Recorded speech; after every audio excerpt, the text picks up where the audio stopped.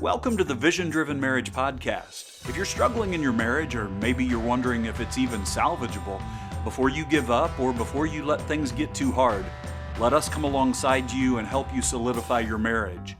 We offer biblical encouragement and insight to help you strengthen your marriage. Today's episode is brought to you by our new podcast series, A Week of Stories to Fortify Your Faith. This series brings you intimate and inspiring stories from people who've witnessed God's power and grace in their lives. Hear from Anna McLaughlin, Angie and Matt Bauman, and others who have guested on the Vision Driven Marriage podcast, and get introduced to David and Tracy Sellers. Each episode is a testament to the transformative power of faith, offering a glimpse into the lives of our guests and how God used their relationship with their spouse to shape and inspire them. Join us for a week of stories that will strengthen your belief and inspire your faith journey. Click on the link in the show notes and get this exclusive podcast series only in your inbox. Now, let's hear our interview with Cass and Kathryn Morrow. Welcome to the Vision Driven Marriage Podcast. We're Doug and Leslie Davis. We are glad that you're here with us today. Today, we've got some information for you and some encouragement for you that we might not have heard on our podcast before. We are welcoming today Cass and Kathryn Morrow, and they have Morrow Marriage, and we are going to hear their excellent story of how they literally turned around their toxic marriage. Welcome. It's good to have you guys with us today. Thank you so much for having us. So nice to be here.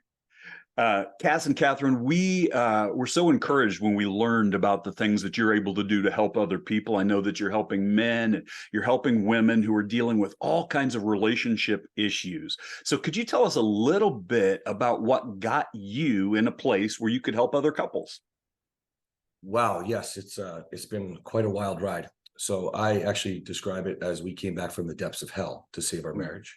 And the reason why I always like to start with that is because if we could save our marriage, and when you hear about it, you really have no excuse to honor your commitment, your oath under God. You really don't. You know, so essentially what happened was we needed to get into doing something new. We lost a business with COVID.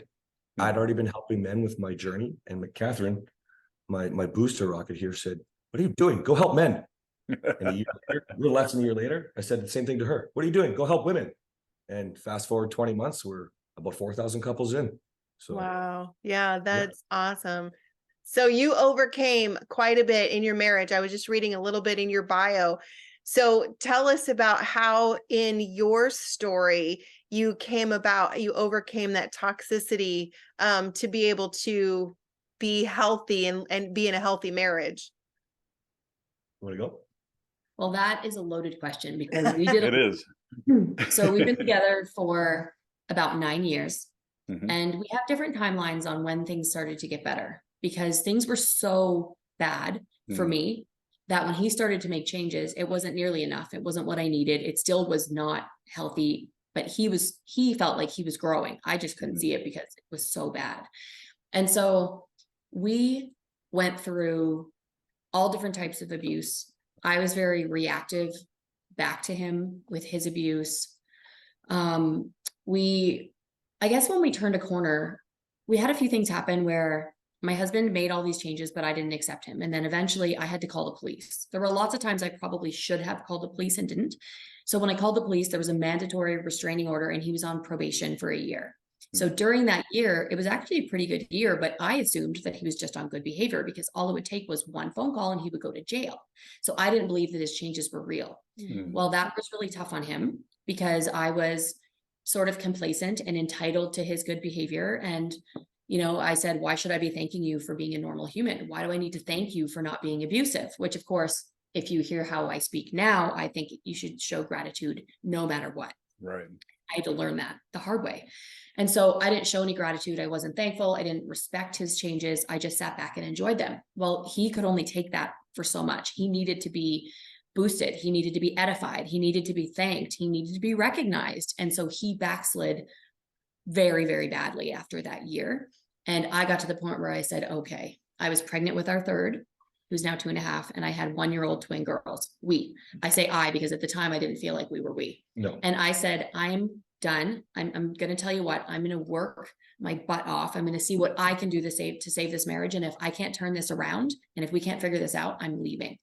So it took me I took a course. It was a 9-week course, and I really had to fine tune my own behavior. So I really had to dig down to find that empathetic, validating, loving, nurturing woman that I knew was in there, but was hiding.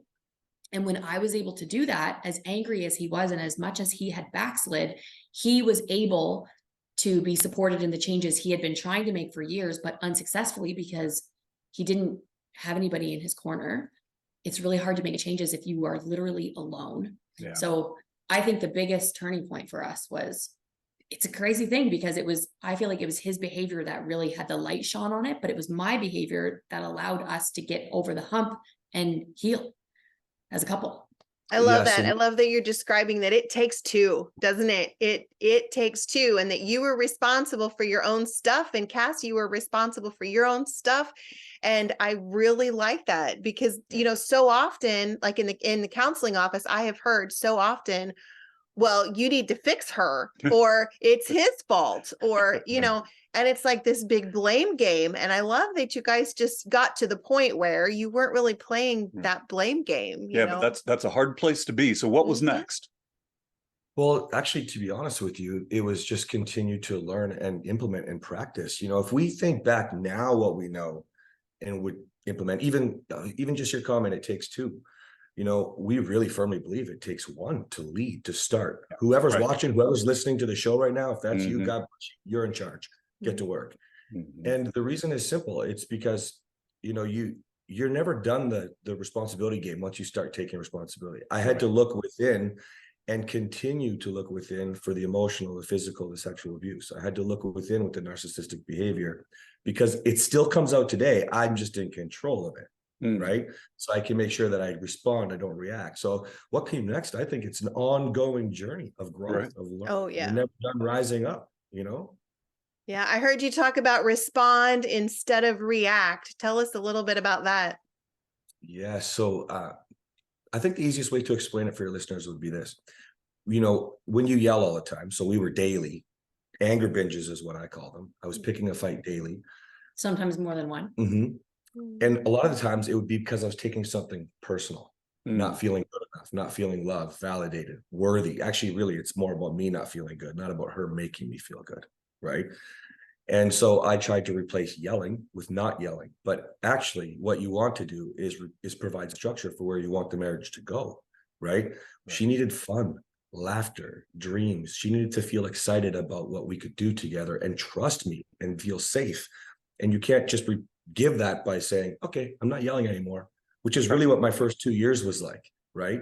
And yeah, if you want to respond, not react, you need to be in control of your own insecurity. Is a monster, you know? Yeah, it is. How good you feel, the anxiety that comes from that, the fear-based decisions that make you react. Provide structure. And she likes it. It works. Who knew? I felt safe. Yeah. It provides security. I think a lot of, especially men, they think, well, if I don't hit her, I'm not abusing. And emotional abuse is, I mean, it's you actually would prefer. I said I wished there were days when I said I wish he would just hit me and get it over with, because he didn't hit me. He used physical intimidation, but he was just so contemptuous and so an angry, inappropriate man. And I just wished that, like, you know, I thought that all these battered women, you know, they're getting punched in the face, they're getting shoved up against the wall. And I was like, I wish. And I know that people that are in that situation would wish that they're getting yelled at, but it just goes to show that it's so damaging, no matter what kind of abuse you're going through and no matter what type of abuse you're inflicting, it's so damaging. Yeah, it really, you have to think about it. I look back now and I go, no wonder she didn't believe my changes, probation or not, worried I'm going to go to jail or not.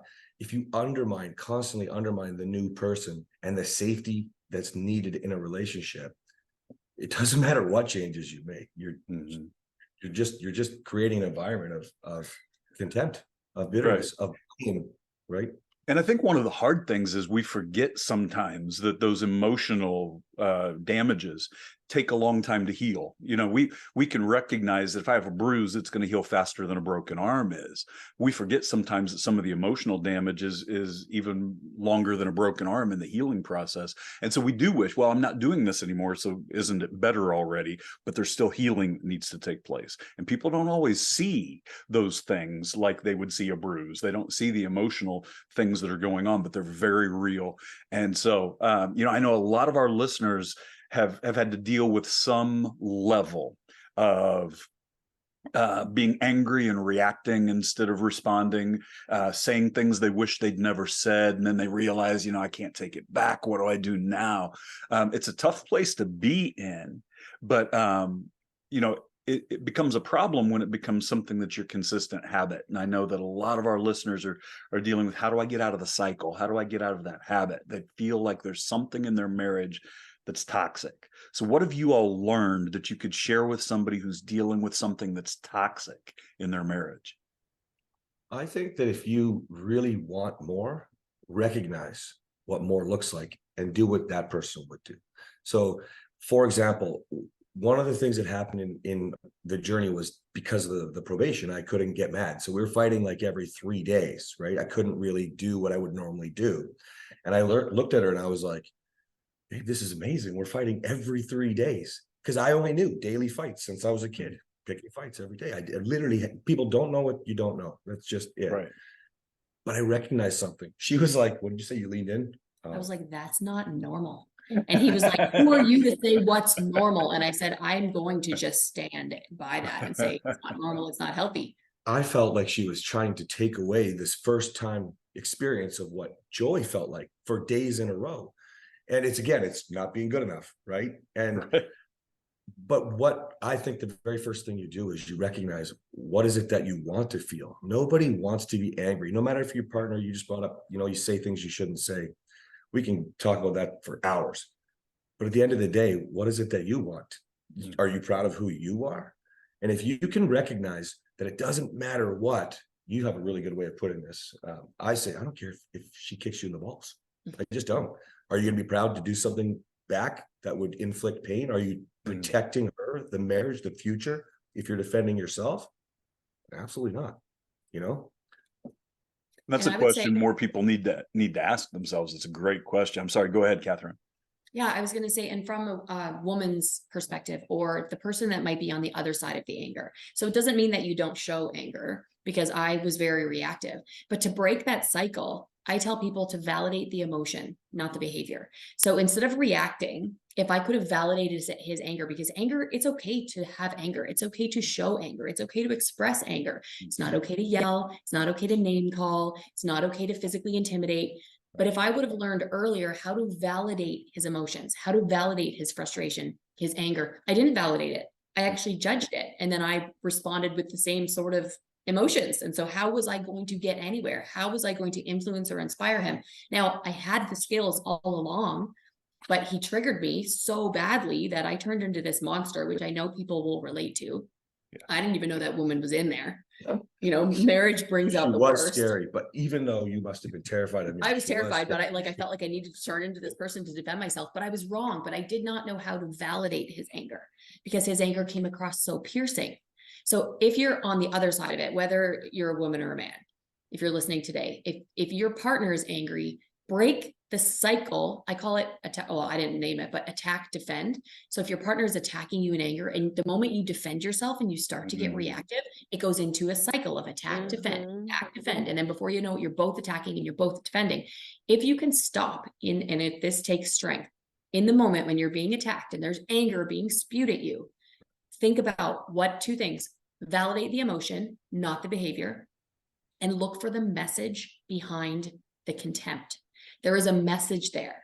If you can look beyond the body language, beyond the behaviors that you don't like, what is the emotion? Someone is hurting and they just don't know how to express themselves. So you can take leadership and remember those two things: validate the emotion, not the behavior, and look for the message behind the contempt. It takes a lot of strength.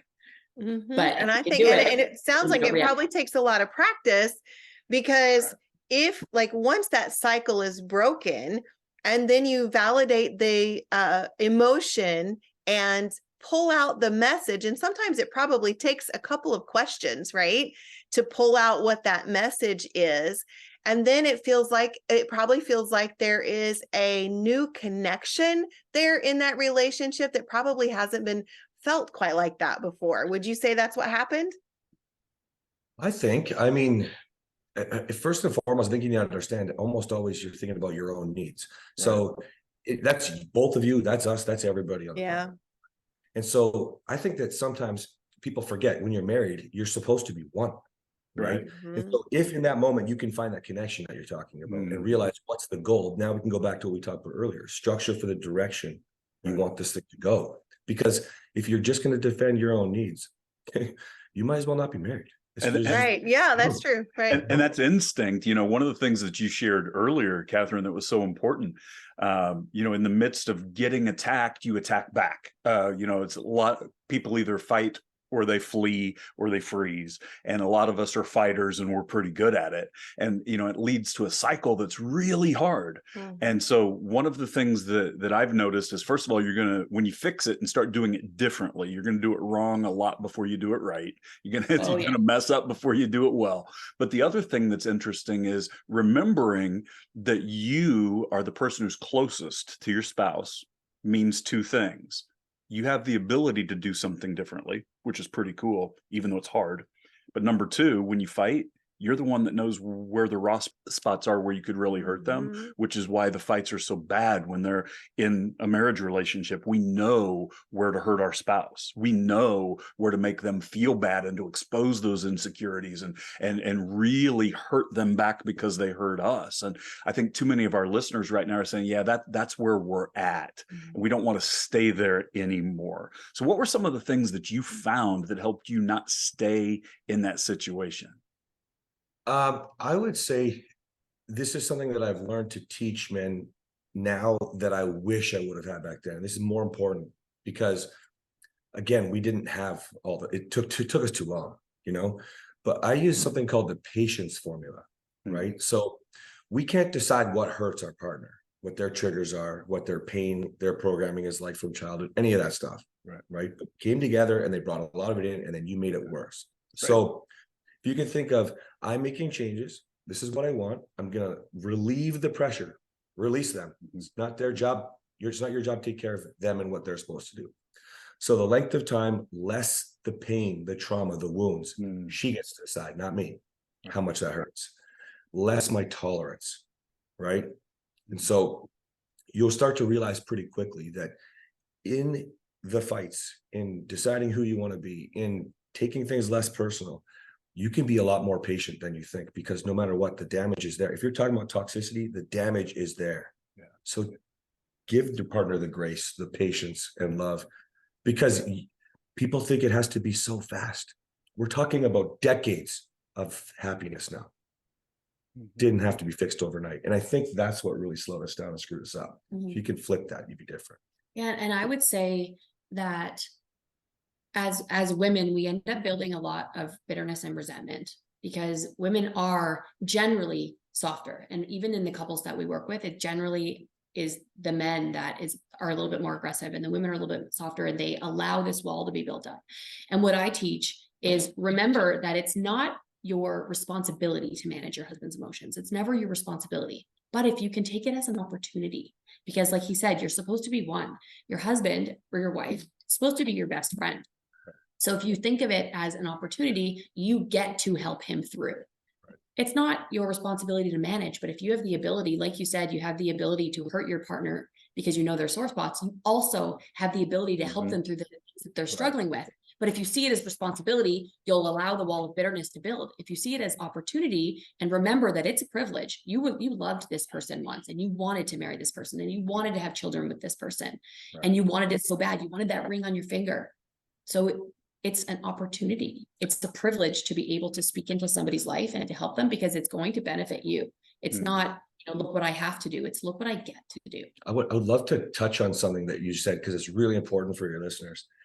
You had the power to influence the negative behavior of your partner, meaning we use that punch you in the face example we talked about earlier, right? So if you didn't do that on the first date, then the behavior gradually got to where there was this physical, this tongue lashing, this blame, this whatever, which means you enabled it. So if you can think about it like this, if you have the power to influence negative behavior, then you have the power to influence positive behavior. That's So right. just be who you want to be. It goes Right. back to the same thing.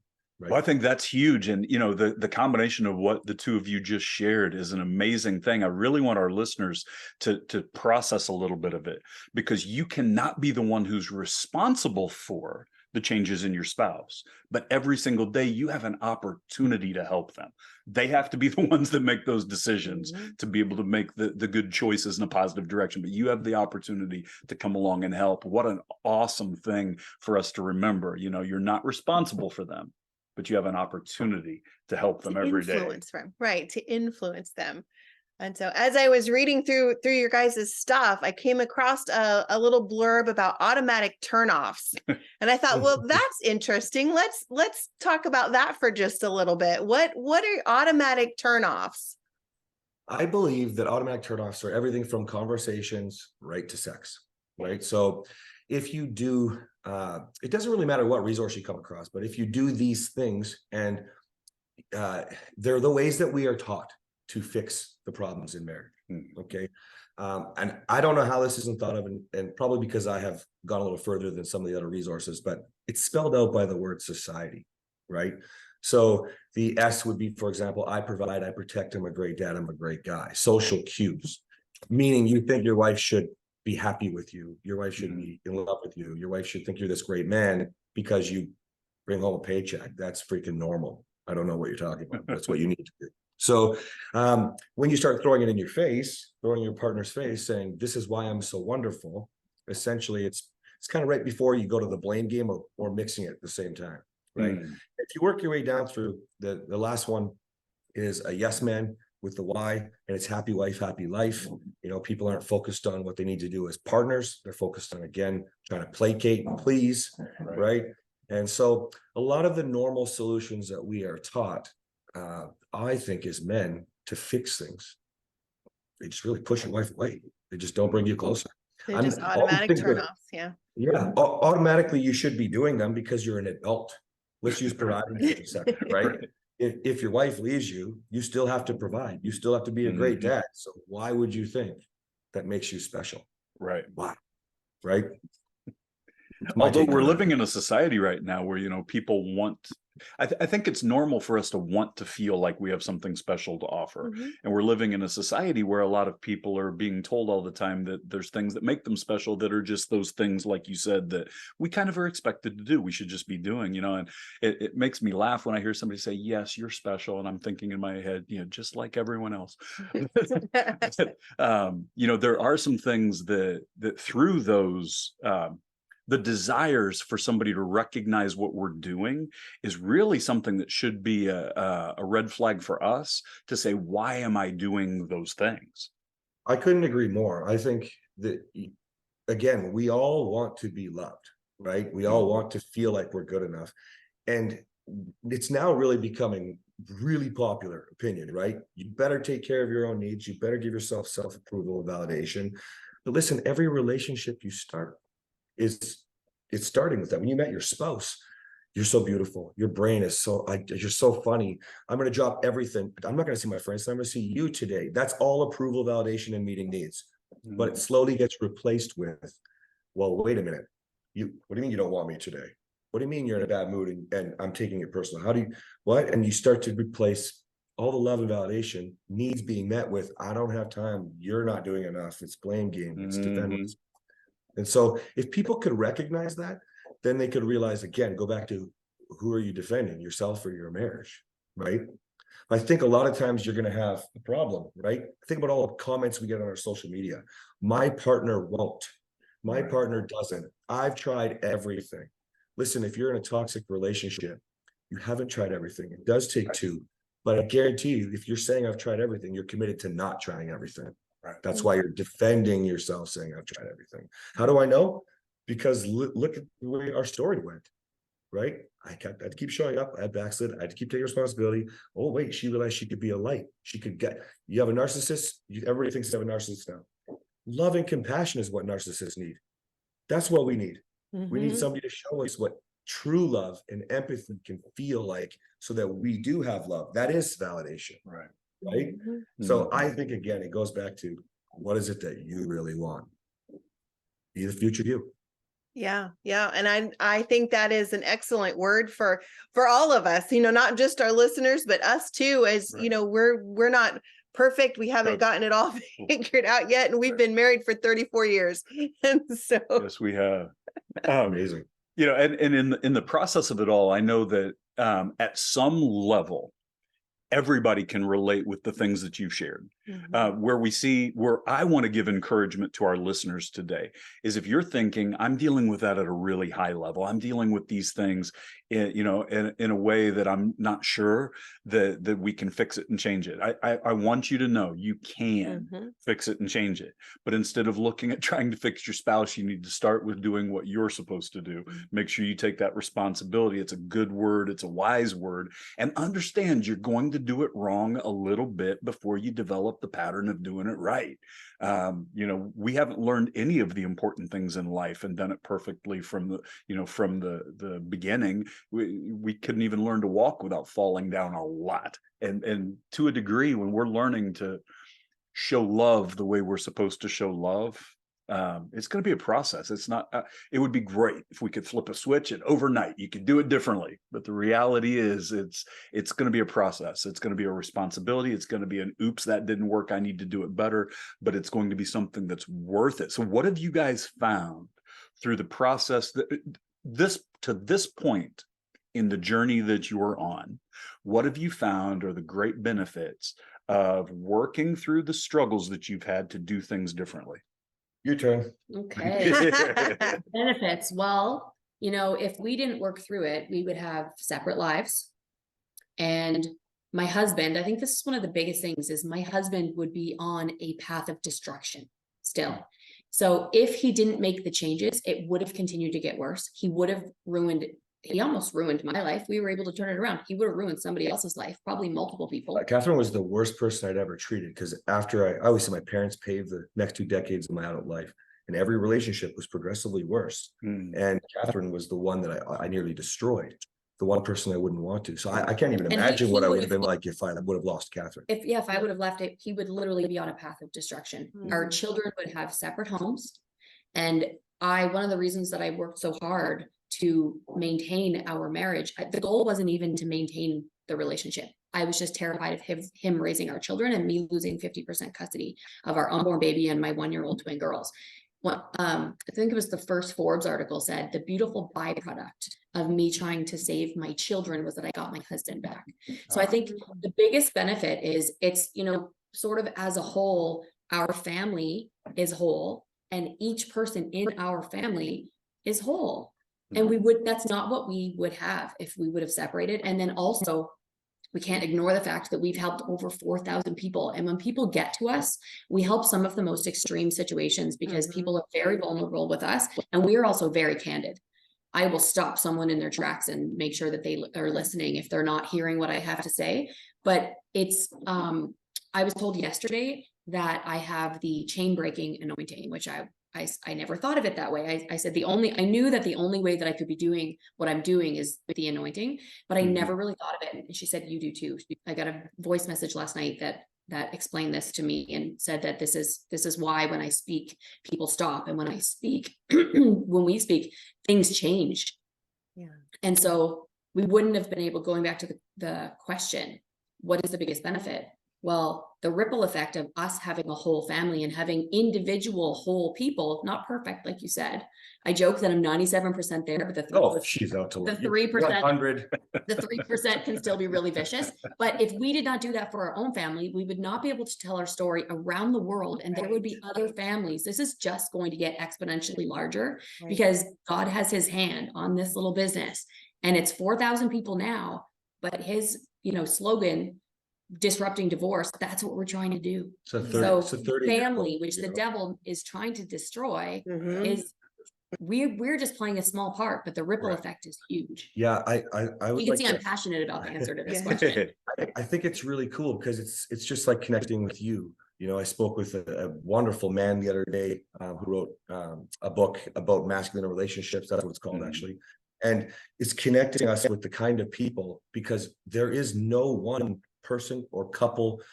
You know, if we're going to do this, if we're going to beat the devil, we need to work together. This is a massive problem worldwide. Right. So that's what I would say is the benefit. It's the humbling experience to be able to do God's work in God's marriage and go change some lives. And then the ripple effect. I had a guy the other day, he's got a mortgage brokerage. He's one of my clients, and he says, I'm applying the principles from the course in my business, and I can't even tell you how much better business is, how much more the morale is, how much happier. I don't have to pay them more money. They just want to do more, and they're taking it to their home. Right. Like, this is amazing stuff, you know? So humbling. Yeah. So humbling. We had prophecies as we were in our depths of hell, like we explain it. We had multiple prophecies where people would tell us we'd be laying hands in couples, and we thought Kidding we me. thought it was crazy. We were like, okay, nice trip. And here we are. It's all, we're living it right now. So it's the most humbling experience. Oh, I know these humbling experiences are something that sometimes are hard to process, but I want to thank you guys for what you're doing, because there's too many people who are trying to help others who aren't willing to be vulnerable. They're not willing to open up. You guys have been through a lot, and it was hard, and you're honest about that. So the people who are going through those things, that it's a lot and it's hard, they're able to understand, because of your willingness to be open, that not only is there somebody who can help them, but that there is hope, and there is the opportunity for redemption on the other side of it. And so, you know, what's happening not only in your marriage, but then through what you're doing to help other marriages is a thing that encourages me greatly. I want to encourage the two of you to keep doing it, because there's too many people that say, well, you know, those folks that are helping, they couldn't have possibly gone through the things that I've gone through. I'm really grateful. I'm not grateful that you had to go through what you went through, but I'm grateful that it's being used to help other people who might not otherwise have hope. Absolutely. Absolutely. So where can our listeners find you? Oh, easy. morrowmarriage.com. Well, very good. Right. I will link that in the show notes for sure. Morrow Marriage on social media. Yeah, come help us out. Share, spread the word. Let's go see. We call it the new marriage. Go spread some love now. Let's do it right. Right. Yeah. Disrupting divorce. I love it. Yeah. And so one of the things that's been so encouraging for us today is your story and the continuation of your story. It's not just where you've been, it's the path that you're currently on. We are so thankful for it. We're thankful for your time here with us today. And we want to thank not only you, we want to encourage our listeners, check these guys out, check out Cass and Kathryn. What they're doing is an amazing thing. Pray for them. If you need some help, contact them, find out what you can do. And we want to thank you so much for being an important part of the Vision-Driven Marriage. We're Doug and Leslie Davis. This is the Vision-Driven Marriage Podcast, and we continue to pray that God will solidify your marriage.